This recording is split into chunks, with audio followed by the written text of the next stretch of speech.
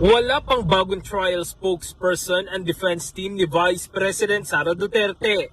Ayon kay defense spokesperson Attorney Michael Powa, pag-uusapan pa lamang nila ito ni VP Sara.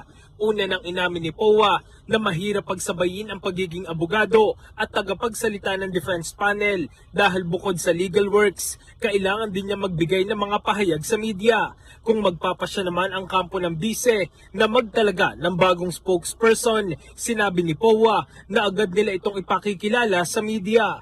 Matatandaan na minungkahi ni Senate Impeachment Court Presiding Officer Senator Chis Escudero na magtalaga ang magkabilang panig ng hiwalay na trial spokesperson na hindi kabilang sa kanilang legal team.